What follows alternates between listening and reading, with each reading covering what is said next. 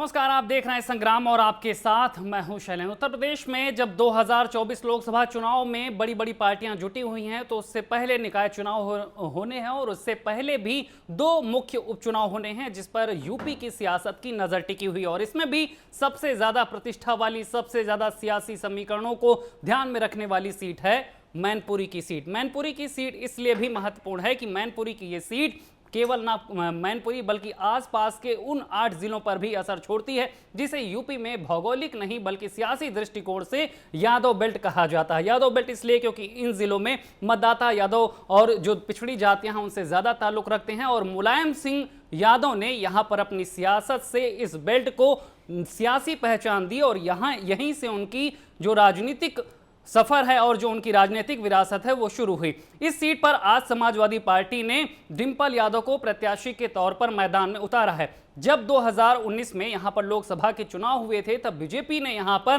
कोई भी ढिलाई न बरतते हुए एसपी बघेल को यहां से प्रत्याशी बनाया था जो केंद्रीय मंत्री थे। इससे समझा जा सकता है कि मैनपुरी की सीट भले ही सबसे ज्यादा कांटे की टक्कर की मानी जाती हो लेकिन बीजेपी कहीं पर भी सपा को वॉकओवर देना नहीं चाहती थी और इसका साफ मतलब था, सियासी संदेश इसके पीछे यही था कि बीजेपी सपा के गढ़ पर भी सपा को घेरने में कोई कोर कसर नहीं छोड़ना चाहती। लेकिन जब 2022 में यहां पर उपचुनाव होने जा रहा तो इस बार समीकरण बदले हुए हैं। मुलायम सिंह यादव के निधन के बाद यहां पर उपचुनाव हो रहा है और परिवार से तमाम तरह के सुर भी सामने आ चुके, अलग पार्टी बना चुके चाचा शिवपाल भी भीतर खाने ये बात कहते नजर आए अलग अलग मंचों पर कि अगर पार्टी की कार्य समिति ने, अगर कार्यकर्ताओं ने ये बात रखी तो वो मैनपुरी से चुनाव लड़ सकते हैं। लेकिन जब समाजवादी पार्टी ने डिंपल यादव को यहां से मैदान में उतार दिया है तो अब शिवपाल की पार्टी और खुद चाचा शिवपाल इस मामले पर आगे कैसे बढ़ते नजर आएंगे ये भी सबसे ज्यादा नजर रखने वाला है। खास बात यह भी है कि यूपी में कई बार छोटे छोटे चुनाव बड़े सियासी संदेश लेकर आते हैं। अब जब समाजवादी पार्टी में परिवार और परिवार की एकता के सवाल सामने हैं, यूपी के सियासी प्लान को लेकर सवाल हैं और गोला के उपचुनाव के बाद बिना मुलायम सिंह यादव वाली समाजवादी पार्टी के सियासी नीतियों और रीतियों के सवाल हैं, अखिलेश की राजनीति के प्रश्न गहरे हो चुके हैं, तब ये मैनपुरी का चुनाव एक छोटा सैंपल जरूर लेकर आएगा यूपी में आने वाली राजनीति को लेकर। सवाल काफी गहरे हैं। ये भले ही उपचुनाव हो और इसका राजनीति में कोई बहुत बड़ा अंतर पैदा न हो लेकिन इसके परिणाम कहीं ना कहीं हर पार्टी को प्रभावित जरूर करेंगे। जिस तरह से 2017 में 8 जिलों की 29 सीटों में 23 सीटें बीजेपी ने जीतने में कामयाबी हासिल की थी, वो बता रहा था कि समाजवादी पार्टी अपने ही गढ़ में किस तरह से घिरती हुई नजर आई। बीजेपी ने चाहे अपनी नीतियों के कारण, कामकाज के कारण या फिर सियासी समीकरणों या फिर सही प्रत्याशी के चयन के बाद यहां पर जीत हासिल की, वो उनके किले में बड़ी सेंध थी। यह सिलसिला 2022 के भी विधानसभा में हुआ। अब जब उपचुनाव होने जा रहा है, मुलायम सिंह की रणनीति नहीं है, उनका संरक्षण पार्टी के साथ नहीं है, तब यादव बेल्ट में समाजवादी पार्टी किस समीकरण के साथ आगे बढ़ती जा रही, पारिवारिक एकता के सवाल क्या होंगे। मुलायम सिंह के सीट छोड़ने के बाद तेज प्रताप यहां से प्रत्याशी बने थे, तब उन्होंने जीत हासिल की थी। लेकिन डिंपल जो कि एक बार कन्नौज से सांसद भी रह चुकी हैं, उनको प्रत्याशी बनाने के पीछे कई तरह के सवाल भी हैं। परिवार, परिवारवाद और बीजेपी की पॉलिटिक्स पर भी सवाल हैं जिस पर आज चर्चा करेंगे। लेकिन उससे पहले उपचुनाव से जुड़े और डिंपल यादव को प्रत्याशी बनाए जाने के बाद के कुछ बयान आपको सुनाते हैं, फिर चर्चा शुरू करेंगे। समाजवादी पार्टी ने जो फैसला किया है, ये फैसला पहले से ही अपेक्षित था। समाजवादी पार्टी में कार्यकर्ता तो केवल जिंदाबाद मुर्दाबाद के नारे लगाने के लिए है, चुनाव तो केवल सैफई कुनबे के लोग ही लड़ेंगे। इस बार समाजवादी पार्टी रिकॉर्ड मतों से मैनपुरी सीट जीतने जा रही है। सारे कार्यकर्ताओं में एक उत्साह है। पार्टी के फैसले से सभी कार्यकर्ता खुश हैं। मैं बहुत कांग्रेचुलेट करना चाहूँगी हमारी माननीय पूर्व सांसद डिंपल भाभी को, और मैं उनसे बहुत ज़्यादा अटैच्ड हूँ तो मैं अपनी खुशी भी नहीं एक्सप्रेस कर पा रही हूँ कि मैं कितनी खुश हूँ कि she has been chosen as a candidate. और मैं धन्यवाद करना चाहूँगी माननीय राष्ट्रीय अध्यक्ष अखिलेश यादव जी का कि उन्होंने ये निर्णय लिया और हम सब पूरी मजबूती से लगने वाले हैं और कुछ ही टाइम में आप लोगों को रिजल्ट्स भी पता चल रहा है। मैनपुरी की जनता ने हमेशा समाजवादियों को प्यार दिया। हमारे राष्ट्रीय अध्यक्ष माननीय श्री अखिलेश यादव जी ने आज जो निर्णय लिया है, मैनपुरी की जनता के जो संस्कार है, मैनपुरी की जनता के बीच में जिस तरीके से माननीय नेताजी ने काम किया था, नेताजी ने प्यार दिया था और जनता ने जिस तरह नेताजी को प्यार दिया था, उसी संस्कार को आगे बढ़ाने के लिए, उसी व्यवस्था में रह करके उनको दिल से जोड़ करके समाजवादी पार्टी का, समाजवादी परिवार का हिस्सा रख करके ये चुनाव लड़ा जाएगा और बहुत भारी संख्या से जीत जीत करके आएंगे, लोगों का प्यार और आशीर्वाद लेंगे। हमारी पार्टी देखिए प्रगतिशील समाजवादी पार्टी,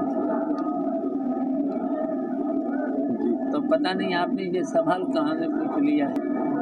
अब जब भी 2-3-4 दिन में आपको सब बुला करके, लखनऊ बुला करके या कहीं बुला करके आपको सब कुछ है आपके।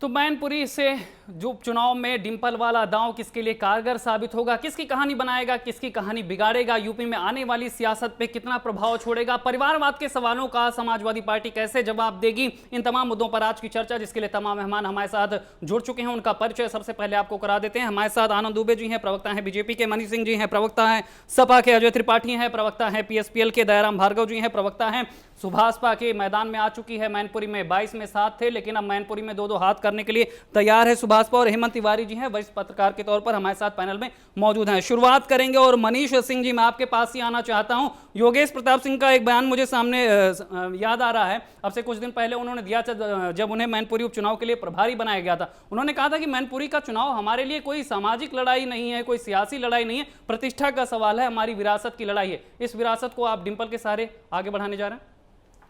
देखिए, यह जो सवाल आज के समय में भारतीय जनता पार्टी और अन्य राजनीतिक दल उठा रहे हैं, यह कहीं से भी प्रासंगिक नहीं है। आदरणीय श्रीमती डिंपल यादव जी सौम्यता की, सज्जनता की एक प्रतीक हैं। उन्होंने हमेशा से परिवार से लेकर के समाज तक जब भी कोई उनसे मिला, जब भी किसी ने किसी मदद की गुहार लगाई, मदद मांगी, आदरणीय श्रीमती डिंपल यादव जी ने हमेशा से उसकी मदद किया। आदरणीय नेताजी ने जिस तरह से समाजवादी आंदोलन को मजबूत किया, खड़ा किया, मैनपुरी की धरती ने नेताजी को नेता बनाने के साथ साथ हमेशा उनको अपना बेटा माना। और आज उस बेटा के नहीं रहने पर हमारी पार्टी के आदरणीय राष्ट्रीय अध्यक्ष श्री अखिलेश यादव जी के और पार्टी के वरिष्ठ नेताओं के जो मशवरे के बाद से आदरणीय श्रीमती डिंपल यादव जी हमारी पार्टी की जो कैंडिडेट बनी हैं, उनको उम्मीदवार पार्टी ने बनाया है। आज हमारी पार्टी के एक एक कार्यकर्ता के अंदर हर्ष का माहौल है और साथ ही हम बहुत ही संवेदना के साथ, बहुत ही गंभीरता के साथ इलेक्शन को लड़ने जा रहे हैं। इसलिए कि इस इलेक्शन को लड़ने के पीछे और नेताजी के जो समाजवादी आंदोलन के जो विचार रहे हैं, जिस तरह से नेताजी ने सवालों का जवाब कैसे देंगे आप? मैं थोड़ा सा शर्मा ही टाइम दीजिए, मैं थोड़ा सा एक एक बात पे आ रहा हूँ। परिवारवाद पे तो चर्चा हो गई और भारतीय जनता पार्टी जब परिवारवाद पर बोलती है तो उसको अपना पहले आत्ममंथन करना चाहिए, आत्मचिंतन करना चाहिए। हमारी पार्टी से डिंपल यादव जी लड़ेंगी तो यह परिवारवाद है।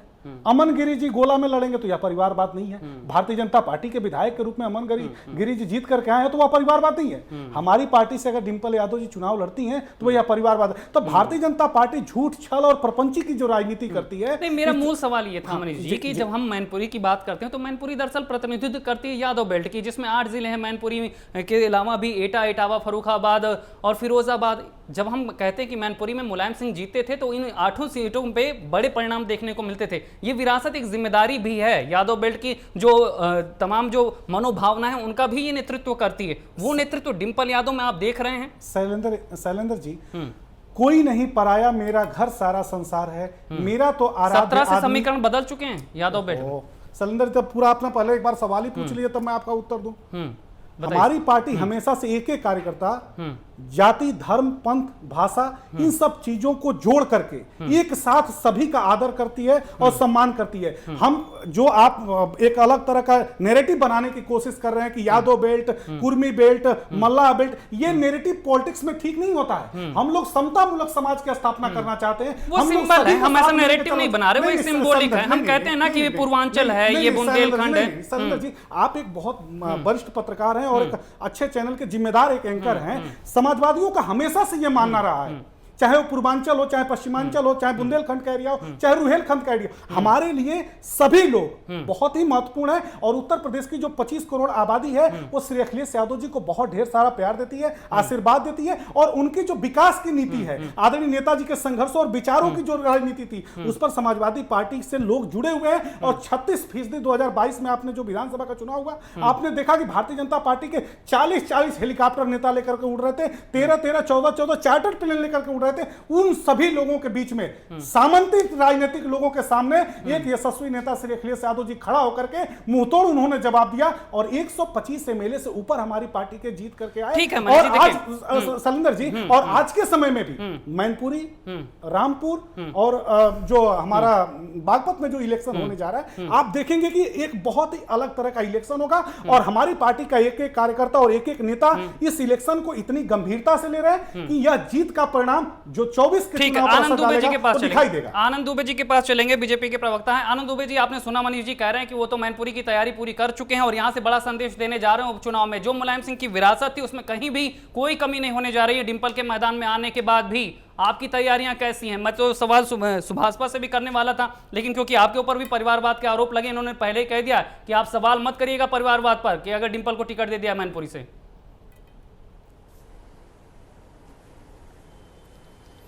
नहीं, देखिए अच्छी बात है, समाजवादी पार्टी का मसला है, वो जिसे चाहे अपना उम्मीदवार बनाए और जिसे चाहे वो मैनपुरी में उपचुनाव में टिकट दे।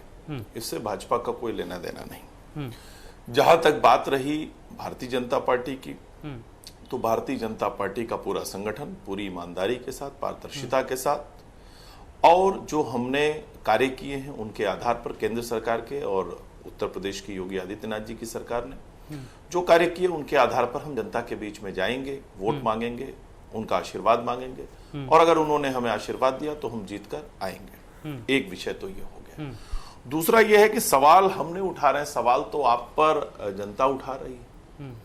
भाई अखिलेश यादव जी ने 2017 में कहा था कि डिंपल यादव अब चुनाव नहीं लड़ेंगे। उनका ही बयान है, आप इस समय खूब वायरल हो रहा है, जाके देख लीजिए। उन्होंने कहा कि हम अब डिंपल चुनाव नहीं लड़ेंगे और उन्होंने आज खुद ही डिंपल यादव को चुनाव में उतार दिया। देखिए हुआ क्या कि ये जो एक बात चलती है कि समाजवादी आंदोलन, बहुत बड़ा समाजवादी आंदोलन, मुलायम सिंह यादव जी ने समाजवादी पार्टी की स्थापना की, पार्टी समाजवाद का नारा देकर आगे बढ़ी, लेकिन मुलायम सिंह जी के समय रहते ही ये पूरी की पूरी पार्टी समाजवाद से हटके परिवारवाद पे आ गई, परिवारवाद और सैफई कुनबे में सिमट के रह गई।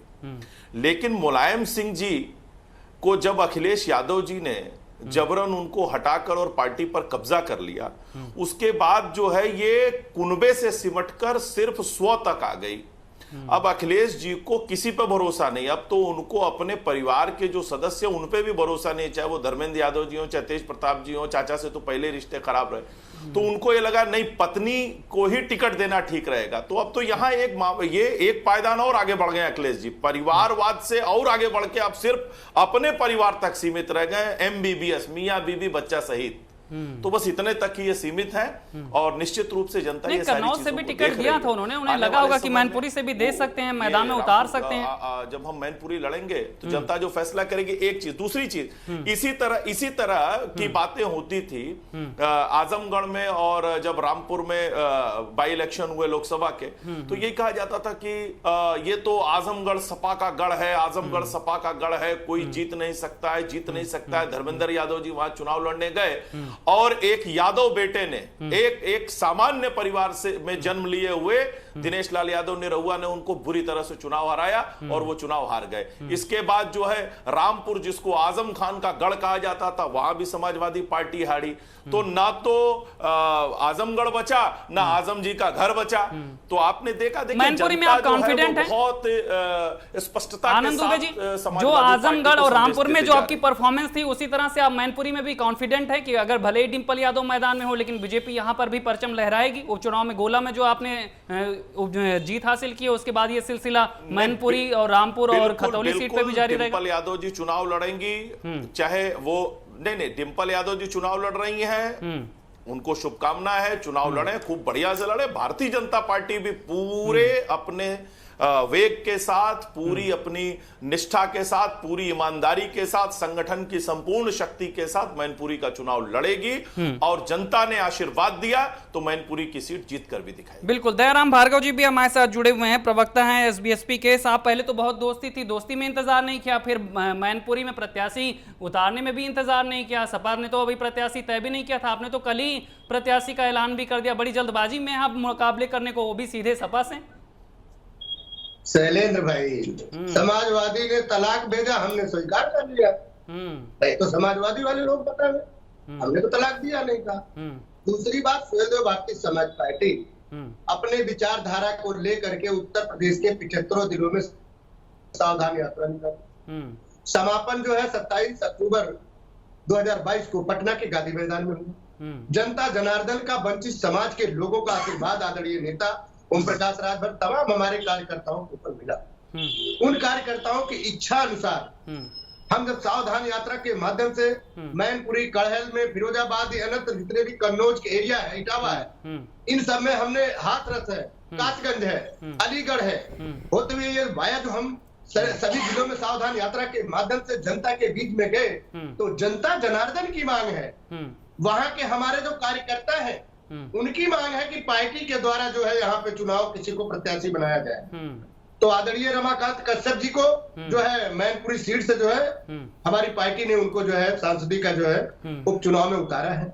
और इसी तरह मुजफ्फरनगर में हमने जो है रमेश प्रजापति को उतारा है। ये सुहेलदेव भारतीय समाज पार्टी उन वंचित समाज के लोगों को, जिनको अन्यत्र पार्टियों ने केवल एक प्रकार का वोट बैंक मान करके चलती थी और जिनका इतिहासों में तो नाम है लेकिन सरकार रहते हुए उनका कहीं नाम नहीं है। लड़ाई किससे ज्यादा है आपकी?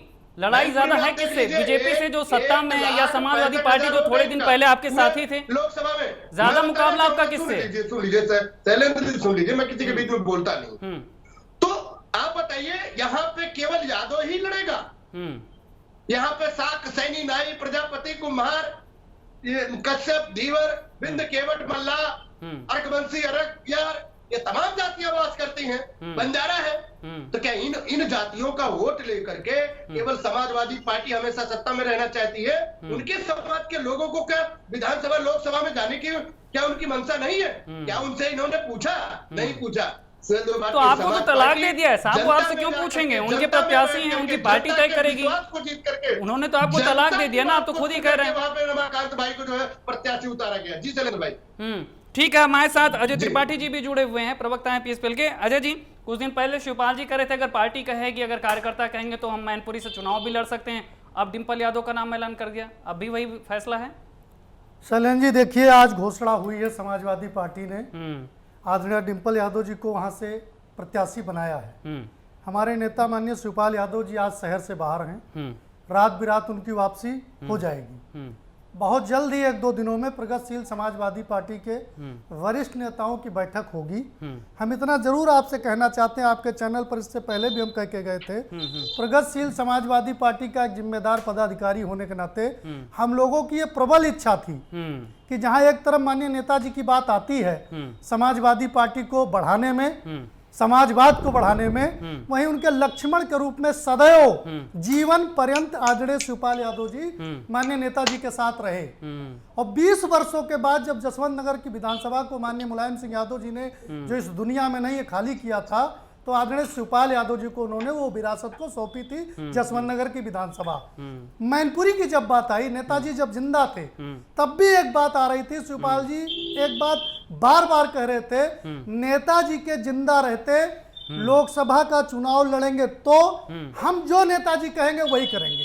नेताजी के न रहने पर प्रगतिशील समाजवादी पार्टी का प्रत्येक कार्यकर्ता ये आश्वस्त था, मैनपुरी की जनता ये आश्वस्त थी कि आदरणीय शिवपाल यादव जी मैनपुरी से ही प्रत्याशी होंगे। ऐसी जनभावना थी, बिल्कुल जनभावना भी थी और प्रसपा का प्रत्येक कार्यकर्ता ये चाहता भी था।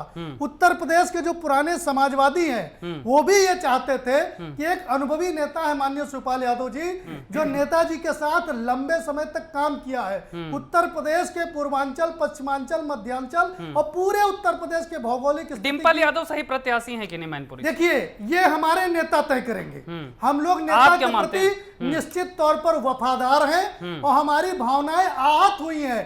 हमारे नेता डिंपल यादव को मैदान में उतारने से भावनाएं आहत हुई? नहीं, हमारे नेता को प्रत्याशी न बनाए जाने से प्रगतिशील समाजवादी पार्टी के कार्यकर्ताओं की भावनाएं आहत हुई है। तो साहब आप उनसे जुड़े हो ना, वो तो पहले कह चुके हैं जहां पे आपको सम्मान मिल रहा है आप वहां पे जाइए, फिर आप उनसे उम्मीदें क्यों बांध के रखें? भाई उनकी अपनी पार्टी है, उनकी नीतियां हैं, रीतियां हैं, उनको तमाम चीजें देखनी, उन्होंने कोई प्रत्याशी उतारा है, फिर आप आहत क्यों हो रहे हैं? ये मैनपुरी का चुनाव एक ऐसा मोड़ आया है राजनीति में जहां के नेता आदरणीय मुलायम सिंह यादव जी और आदरणीय शिवपाल यादव जी, इसी मैनपुरी लोकसभा में जसवंत नगर की विधानसभा भी आती है।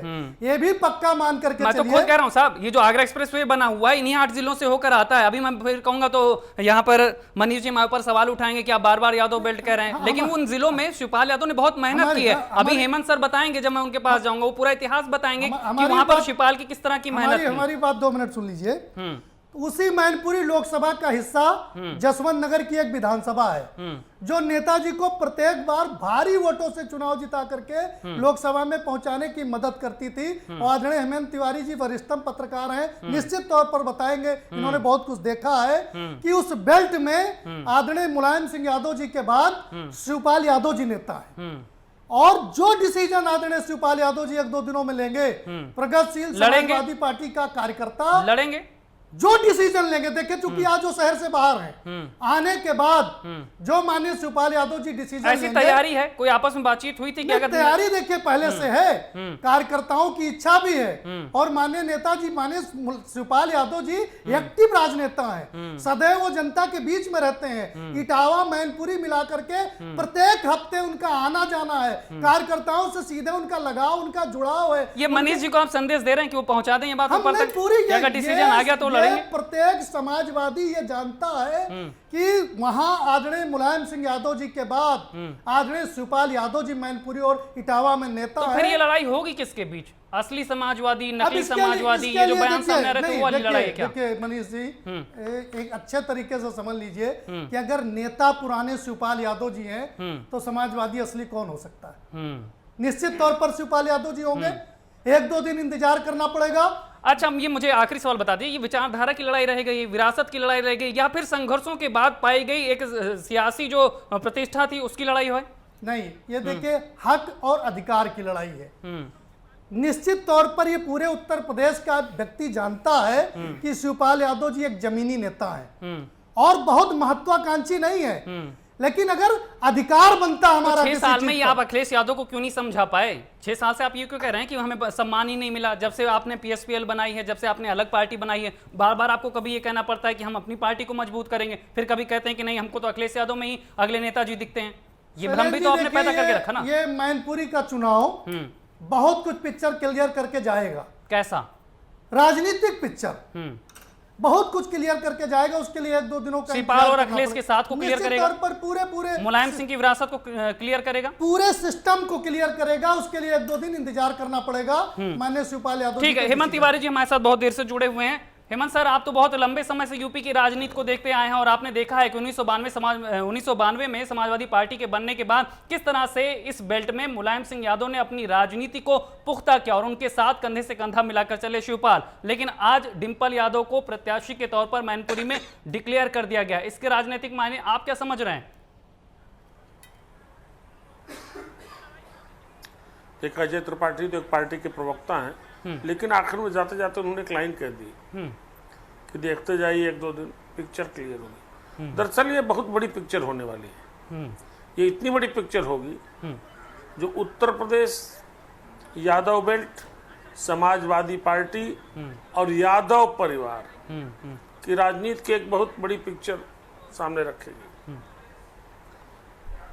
मुलायम सिंह की सीट थी, उनकी पुत्र वधू वहां से चुनाव में है। परिणाम कुछ भी हो सकता है, क्योंकि आजकल परिणाम के बारे में कोई टिप्पणी नहीं की जा सकती। जब आजमगढ़ में ऐसा हो सकता है, जब रामपुर में ऐसा हो सकता है, तब टिप्पणी नहीं की जा सकती, क्योंकि अब ये चुनाव वो नहीं है जो जब कभी इंदिरा गांधी हार जाती थी तो पूरे देश में चर्चा होती थी, या संजय गांधी चुनाव हार जाते थे तो लगता था क्या हो गया। अब दूसरे मिजाज की राजनीति चल रही है। एक बात, बहुत बड़ी बात जो समझ में मेरे आ रही है, यादव परिवार की पिक्चर क्या क्लियर होगी? मुझे लगता है कि अखिलेश यादव ने बहुत ज्यादा होशियारी के साथ एक तेज पासा फेंक दिया, तेज चाल चल दी। ये चाल घातक होने के आसार ज्यादा। हालांकि इसके पीछे डिफेंस लेने के भी बड़े तर्क हैं, क्योंकि ध्यान रखिएगा, हम लोग कई बार चर्चा कर चुके हैं शैलेंद्र आपके साथ भी, वैसे मैं कहता भी हूँ, लिखता भी हूँ, बोलता भी यही हूँ कि जो फ्यूचर पॉलिटिक्स थी या है शिवपाल यादव की, उसमें मैनपुरी एक बहुत बड़ा डेस्टिनेशन उनका रहा है कि 2024 में मैनपुरी से पार्लियामेंट के इलेक्शन लड़ेंगे और उनकी अपनी सीट जसवंत नगर, जो नेताजी मुलायम सिंह यादव के छोड़ने के बाद उनको एक तरीके से राजनीतिक विरासत मिली थी। जब वो उस सीट को छोड़ेंगे, असेंबली सीट को, तो राजनीतिक विरासत में उनके लड़के आदित्य यादव को मिलेगी और नेता मुलायम शिवपाल सिंह यादव। हेमंत सर, एक बात और मैं समझना चाहता हूं कि समाजवादी पार्टी के दृष्टिकोण से देख लें, अखिलेश की राजनीति के दृष्टिकोण से देख लें, या आने वाले वक्त में हम शिवपाल के कदम के तौर पर देख लें, ये अलग मायने हो सकते हैं मैनपुरी की सीट के, लेकिन सुभाषपा के मैदान में उतर आने के बाद बीजेपी ने जिस तरह से 2019 में भी यहाँ पर लड़ाई लड़ी, उसके बाद लग रहा है कि अभी भी वेट एंड वॉच करना पड़ेगा। बीजेपी के कदम कैसे होते हैं इस गढ़ में, वो कैसे अब समाजवादी पार्टी को घेरती है, क्योंकि चुनौतियां पेश की जाएंगी। अब अखिलेश को उनकी स्ट्रेटजी में घेरने के प्रयास और अलग लेवल पे होंगे। शैलेंद्र, मैं इसको क्लियर कर रहा हूं, भारतीय जनता पार्टी 2024 में जो करने जा रही है उसका अक्स इस पूरे उपचुनाव में दिखेगा। उसका पूरा एक संकेतक होगा ये चुनाव। कश्यप उम्मीदवार के जरिए कुछ न कुछ वोट काटने की तैयारी ऑलरेडी सुभाषपा के जरिए हो चुकी है, और अखिलेश यादव ने जो कदम चला डिंपल को चुनाव मैदान में उतारने का, यह अब इसलिए घातक हो सकता है कि मुझे नहीं लगता कि जो एक थोड़ा सा रास्ता बचा था कि नेताजी के निधन के बाद शिवपाल जी संरक्षक की भूमिका में आ जाएंगे और अखिलेश यादव उनसे राय मशवरा लेकर के आगे बढ़ेंगे, ये रास्ता अभी फिलहाल आज कैंडिडेचर डिक्लेरेशन के साथ ही समाप्त हो गया। बिल्कुल हेमंत सर, मैं मनीष जी के पास जाऊं से पहले एक छोटा सा सवाल आपसे मैं जानना चाहता हूं। हेमंत सर, मैं आपसे एक छोटा सा सवाल का जवाब जानना चाहता हूं। हाँ सर, अब अपनी बात पूरी कर लीजिए, फिर मैं आपसे सवाल करूंगा। मैं यही कह रहा था कि मुश्किलें अखिलेश यादव के लिए इस कैंडिडेचर से बढ़ेगी। हालांकि कौन नहीं चाहता कि उसकी पत्नी चुनाव लड़े, जीते और पार्लियामेंट में पहुंचे। कन्नौज से जब चुनाव हारी थी डिंपल यादव, तो मेरा मानना था कि कन्नौज एकलौती ऐसी कॉन्स्टिट्यूंसी थी जहां उत्तर प्रदेश में किसी भी संसदीय क्षेत्र के मुकाबले सबसे ज्यादा डेवलपमेंट काम हुए थे, लेकिन चुनाव हार गई थी। अखिलेश यादव को थोड़ा कूल तरीके से थोड़ा 1-2 दिन रुक करके इस पर फैसला लेना चाहिए था। यह फैसला घातक हो सकता है घर के भीतर, पार्टी के भीतर नहीं, घर के भीतर घातक हो सकता है। ध्यान रखिएगा, शिवपाल यादव का असर है इलाके में, अखिलेश से ज्यादा सक्रिय उस इलाके में शिवपाल यादव। मेरी आंखों देखी है, मुझे किसी से बताने की जरूरत नहीं, इसलिए कह रहा हूँ। जी आप सवाल करें। बिल्कुल हेमंत सर, मैं आपसे छोटा सा सवाल जानना चाहता हूँ। इससे पहले तेज प्रताप इस विरासत को संभाल रहे थे, धर्मेंद्र के उतरने की चर्चा थी, शिवपाल लगातार जोर दे रहे थे इस बात पर कि अगर मैनपुरी का ऑप्शन उनके सामने आया तो पीछे नहीं हटेंगे। ऐसे में कैलकुलेटिंग रिस्क लेने का मतलब है कि वो थोड़ा सॉफ्ट जानते थे कि डिंपल को उतारने के बाद शिवपाल उतने आक्रामक नहीं रहेंगे, बशर्ते अगर कोई दूसरा प्रत्याशी यहाँ पर परिवार से उतारा जाता तो। माफ कीजिएगा, क्या ये नहीं हो सकता था कि अखिलेश यादव शिवपाल को उतार देते? शिवपाल मना करते? नहीं मना करते। शिवपाल बाई इलेक्शन में लड़ते, शिवपाल 2024 का रेगुलर इलेक्शन में लड़ते इसी कॉन्स्टिट्यूंसी से। अखिलेश यादव ने बहुत एकदम जो आखिरी रास्ता था, उस आखिरी रास्ते को भी उन्होंने मुझे लगता है कि ब्लॉक कर दिया अपनी ओर से, अपनी ओर से ब्लॉक किया है। मतलब इनकमिंग की जो गुंजाइश बची थी वो उन्होंने खाली वो नहीं किया, एकदम से ब्लॉक कर दिया। आप मुझे कॉल ही नहीं कर सकते। चलिए इसका जवाब अब मनीष जी से लेंगे।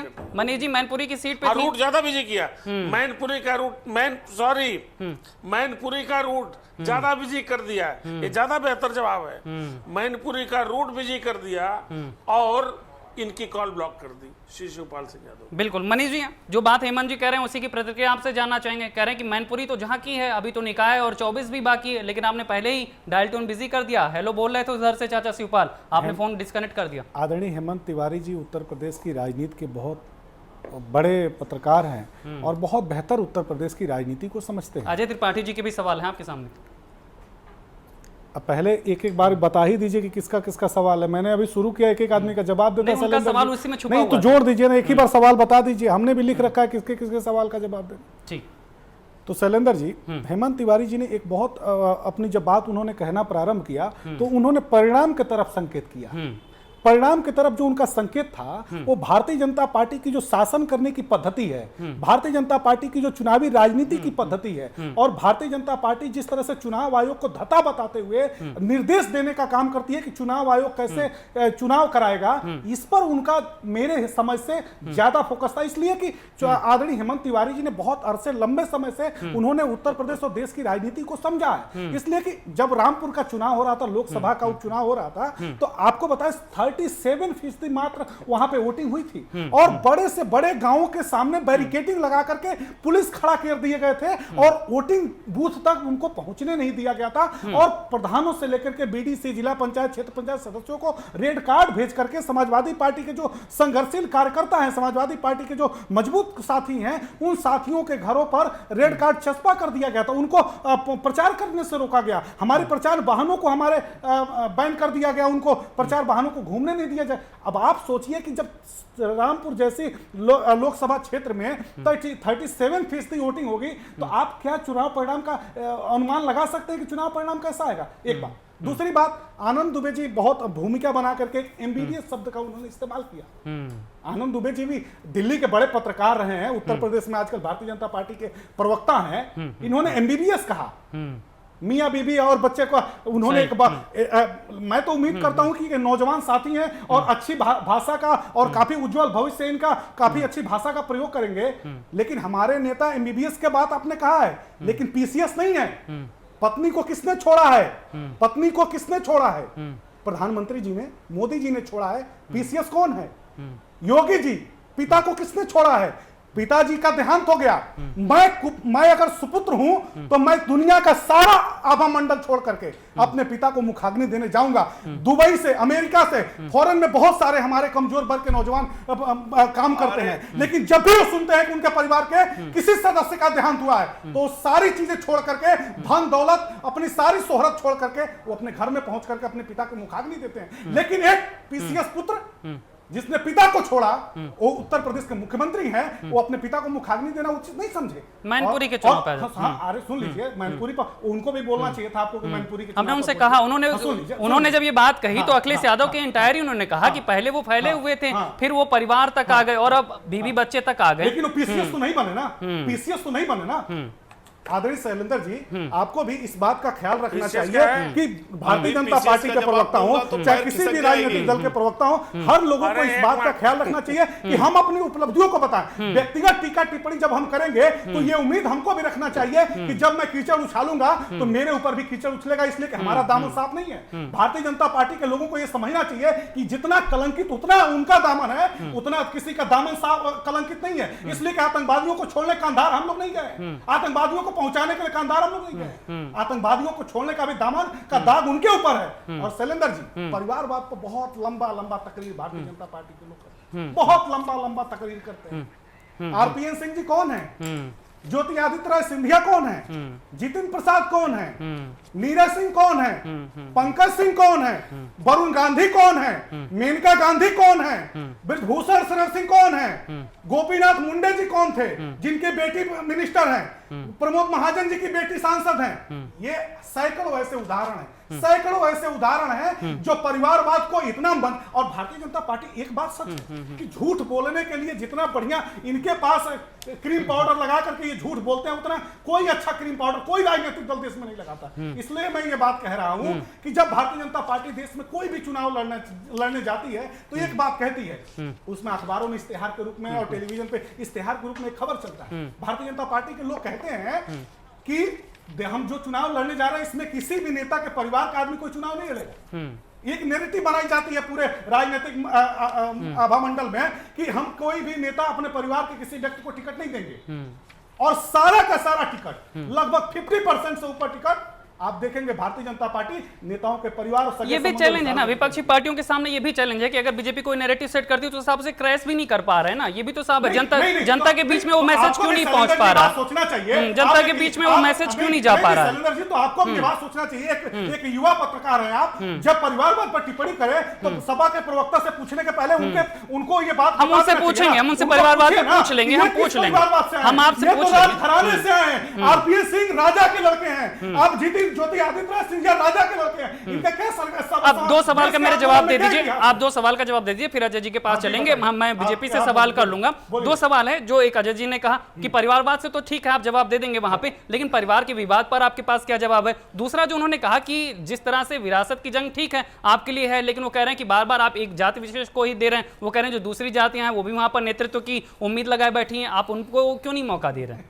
शैलेंद्र जी, भारतीय जनता पार्टी इतनी कुटिल राजनीति करती है, नहीं ये वो कह रहे थे, दयाराम जी कह रहे थे कि उन्होंने साख के प्रत्याशी इतनी कुटिल तरीके से करती है, ये उनका भी छाया जाल है। सुन लीजिए, उसके ग्रिप में जो फंसता है, उसके ग्रिप के ये लोग हैं, आप ग्रिप के लोग हैं। अब आप बताइए, भार्गव जी बहुत वरिष्ठ प्रवक्ता हैं सुभाषपा के, उनके नेता ने 2 दिन पहले क्या कहा कि अब्बास अंसारी जी हमारे विधायक नहीं। इतनी छोटी और इतनी सतही राजनीति में बयान देना, अब आप सोचिए ना, अरे आपने कहा था कि जाति जनगणना कराएंगे, उस मुद्दे पर कायम रहिए ना। आप डंका खोल करके भाजपा और योगी आदित्यनाथ से कहिए कि तुमने क्यों नहीं जाति एक सावधान यात्रा आप इनके खिलाफ भी निकाल दीजिए, आप एक सावधान यात्रा आप इनके खिलाफ निकाल दीजिए। सावधान यात्रा कोई होता नहीं है, सावधान यात्रा जितने उनके सावधान यात्रा में कार्यकर्ता है उतने हमारे यहाँ मोहल्ले में लोग चाय की दुकान पर समाजवादी पार्टी की चर्चा करते हैं, वो छोड़ दीजिए बात। एक बात जो स्पष्ट है, सभी राजनीतिक दलों को एक बात बहुत सलीके से समझना चाहिए कि राजनीति की सूचना और राजनीति की मर्यादा को हमें बनाए रखना पड़ेगा।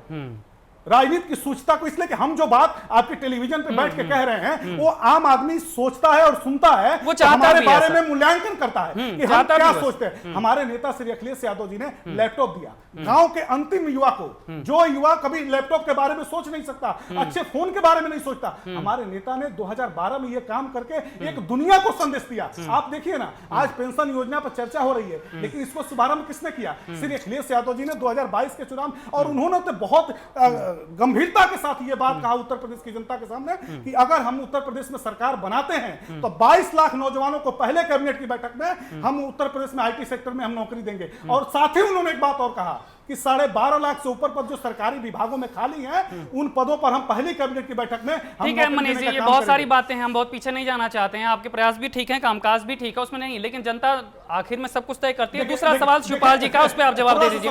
हाँ, शिवपाल जी का सवाल पर जवाब दीजिए, शिवपाल जी के सवाल पर जवाब दे दीजिए आप। मैं एक ही चीज बहुत स्पष्टता के साथ कहना चाहता हूँ कि आदरणीय शिवपाल जी, आदरणीय नेताजी के संघर्षों के, समाजवादी आंदोलन के साथ ही रहे हैं। हम लोग सभी लोग समाजवादी पार्टी के उनका बहुत आदर करते हैं और सम्मान करते हैं, और बहुत जिम्मेदारी और गंभीरता के साथ एक बात अजय जी कह रहे हैं, ये मौका था, अजय जी भी कह रहे हैं, हेमंत जी भी कह रहे हैं, ये मौका था जहां पे आप सम्मान दे सकते थे, जहां पे सम्मान दे सकते थे। आप इस बात को समझिए, अपनी बहू हमारी पार्टी की यशस्वी नेता आदरणीय श्रीमती डिंपल यादव जी को आशीर्वाद देंगे, और उनके आशीर्वाद से हमारी पार्टी के एक कार्यकर्ता के मेहनत से, संघर्ष से आदरणीय डिंपल यादव जी संसद भवन में जाएंगी चुनाव जीत करके, और देश की राजनीति में एक बहुत बड़ा जो परिवर्तन की चर्चा आदरणीय हेमंत तिवारी जी कर रहे हैं, आदरणीय श्रीमती डिंपल यादव जी के चुनाव जीतने के बाद मैनपुरी से जो संदेश जाएगा वो देश की राजनीति में बहुत बड़ा संदेश जाएगा, और देश की संसद में महिलाओं की आवाज मजबूत होगी। इसलिए कि 10-90 जो परिकल्पना थी योजना की, विश्वस्तरीय योजना की, महिलाओं की सुरक्षा का, उसमें आदरणीय राष्ट्रीय अध्यक्ष जी के साथ साथ हमारी आदरणीय श्रीमती डिंपल यादव जी की भी बहुत बड़ी भूमिका थी,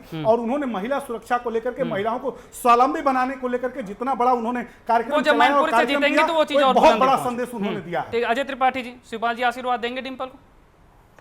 शैलेंद्र जी देखिए, आज प्रत्याशी आदरणीय डिंपल यादव जी घोषित हुई हैं और माननीय शिवपाल यादव जी बाहर हैं। मैं एक बात पहले भी आपको कह चुका हूं कि नेताजी के रहने के समय से लेकर आज तक प्रगतिशील समाजवादी पार्टी के प्रत्येक कार्यकर्ताओं की, क्योंकि मैं भी इटावा मैनपुरी का 10-10 बार दौरा कर चुका हूं। चुनाव में हम 10 दिन पूरे इटावा रहे, जसवंत नगर के चुनाव में।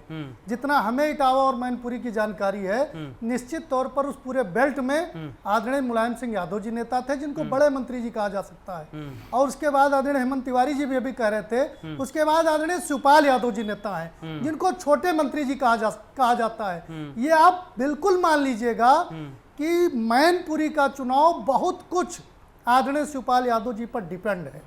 मैनपुरी आप ये जो बार बार संकेत दे रहे हैं, पिक्चर बाकी है, संकेत बाकी, ये संकेत हैं क्या?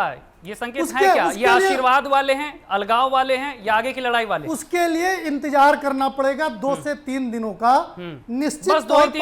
निश्चित तौर पर कोई ना कोई डिसीजन होगा। ये एक टर्निंग पॉइंट है, निश्चित तौर पर कोई ना कोई। चलिए, वक्त की कमी। आनंद दुबे जी आप पे आएंगे। मनीष जी की बात आपने सुनी, आप कह रहे हैं, वो कह रहे हैं कि मैनपुरी में भले ही डिंपल यादव को उतारा है, लेकिन आप परिवारवाद पर सवाल मत करिएगा। और दूसरा कह रहे हैं कि आपकी चाहे जितने भी हथकंडे आप अपना लीजिए, अब यहाँ से जो नैरेटिव सेट होगा मैनपुरी से, वही 24 में भी यूपी में देखने को मिलेगा।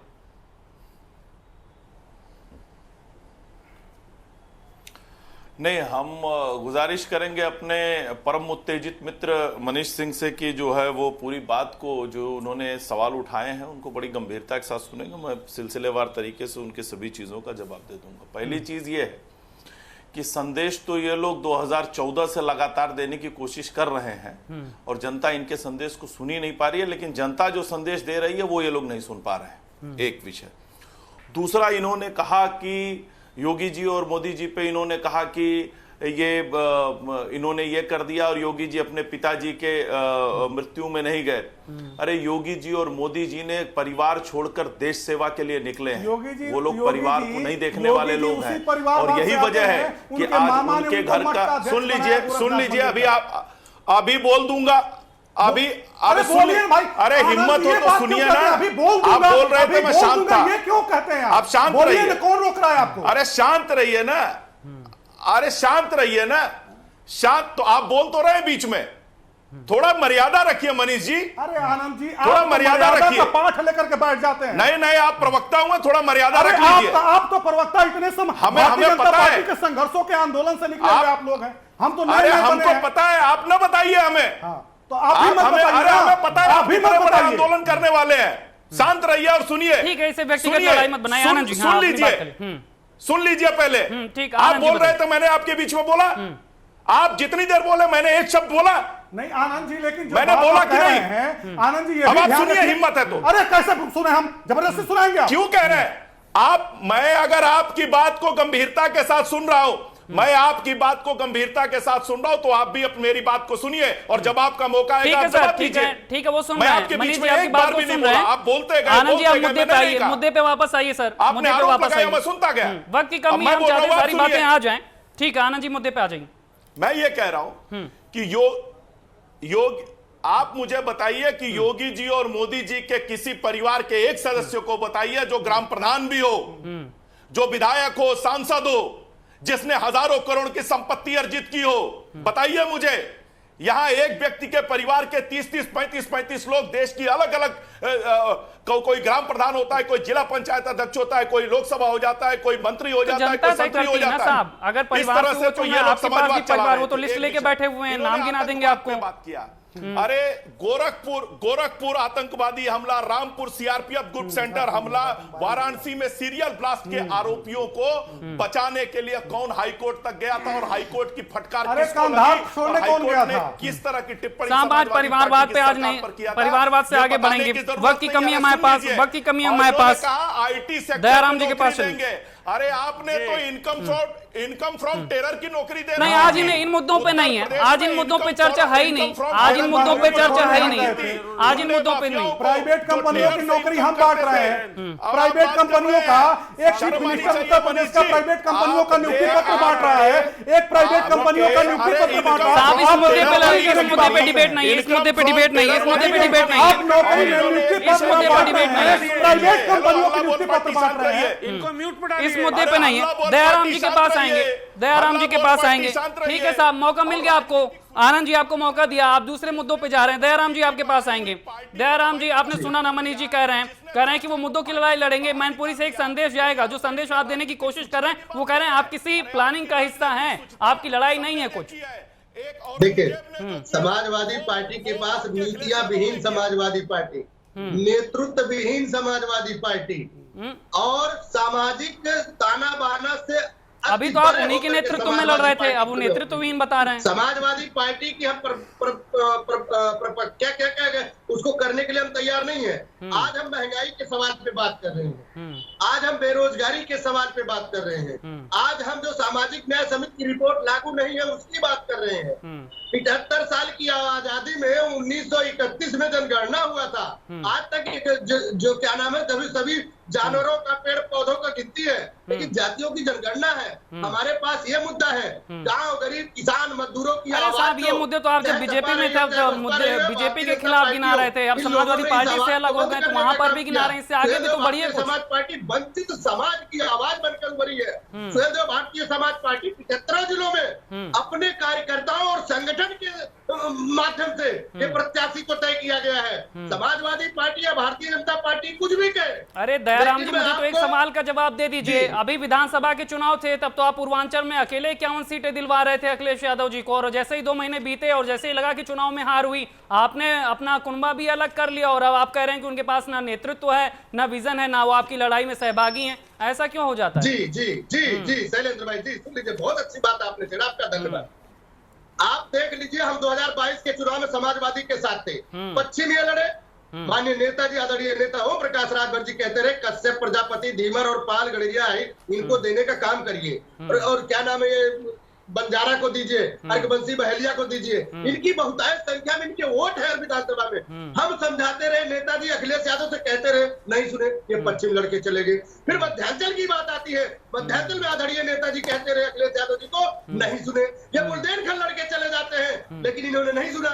इसी तरह जब पूर्वांचल में आते हैं, पूर्वांचल की लड़ाई में बड़ी लड़ाई लड़ी गई है प्रत्याशियों के लिए, तब जाकर के आप देखिए कि कई जिलों में भारतीय जनता पार्टी का खाता भी नहीं खुला है। और आप लगा लीजिए, ये समाजवादी पार्टी पश्चिमांचल लड़ी, मध्यांचल लड़ी, बुंदेलखंड लड़ी, तीनों को मिलाकर देख लीजिए, आप पूर्वांचल की सीट देख लीजिए, कैसे नहीं समाजवादी पार्टी को प्लस पॉइंट किया गया है। वक्त की कमी है दयाराम जी, वक्त की कमी है दयाराम जी। आप ये बता दीजिए, आप लड़ किससे रहे मैनपुरी में? मैनपुरी में आप लड़ किससे रहे? समाजवादी पार्टी से लड़ रहे हैं या फिर बीजेपी से लड़ रहे हैं? लड़ाई है किससे आपकी? ये जो सावधान यात्रा है, मुद्दों वाली बात है और जमीनी संघर्ष की बात है, जातियों के नेतृत्व का सवाल है, ये है किससे?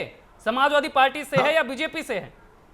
ना हमारी भारतीय जनता पार्टी से है, ना तो समाजवादी पार्टी से। सबके लिए दरवाजे खुले। 24 करोड़ जो उत्तर प्रदेश की जनता है, उसको जगाने का काम कर रहे हैं, उसके अधिकार को दिलाने का काम कर रहे हैं। 75 साल की आजादी में जिन जातियों का वोट लेकर के ये लोग उसके साथ छलने का काम किया, उन जातियों को हम काउंटिंग कराना चाह रहे हैं। ये लोग उन समाज के लोगों का वोट लेकर उनकी गिनती नहीं निभाते।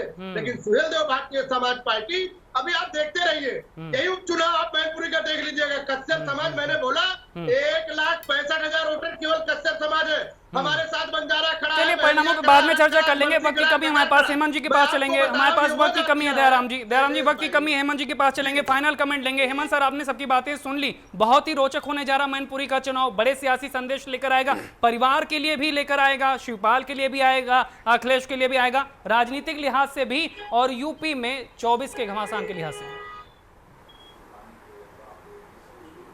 बेशक बड़ा दिलचस्प चुनाव है, बड़ी दिलचस्प चीजें देखने को मिलेंगी, तमाम ऐसी चीजें जो शायद अतीत में न देखी गई हो। परिणाम दिलचस्प होंगे, ये कॉमन एक जवाब होता है कि परिणाम दिलचस्प होंगे, लेकिन मेरा मानना है कि परिणाम आने के पहले कई परिणाम ज्यादा दिलचस्प होंगे। कई सवाल ऐसे हैं जो बहुत ज्यादा दिलचस्प हैं। सवाल नंबर 1, आजमगढ़ और रामपुर के लोकसभा चुनाव में प्रचार के लिए न जाने वाले श्री अखिलेश यादव क्या मैनपुरी में प्रचार करने जाएंगे?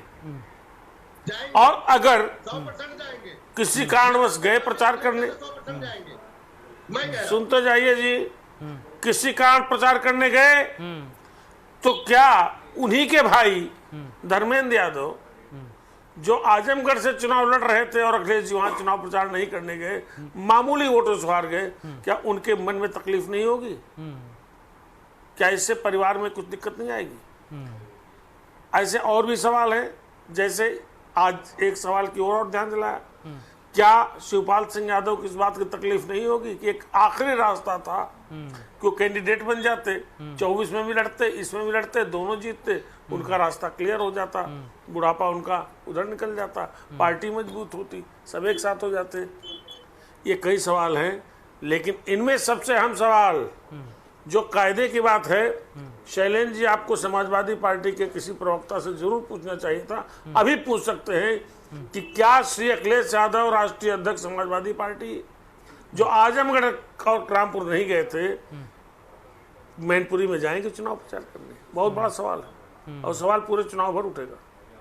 बिल्कुल हेमंत जी, हमारे पास वक्त की कमी है। तमाम मेहमान और दर्शकों का बहुत बहुत शुक्रिया इस पर चर्चा में शामिल होने के लिए। कई बार छोटे छोटे चुनाव और उसके परिणाम बड़े अंतर लेकर आते हैं। मैनपुरी का चुनाव भले ही यहाँ पर उतना सियासी उलटफेर वाला ना हो, लेकिन यूपी की राजनीति में बहुत बड़े संकेत लेकर आने वाला है। तमाम मेहमानों का बहुत बहुत शुक्रिया। नमस्कार।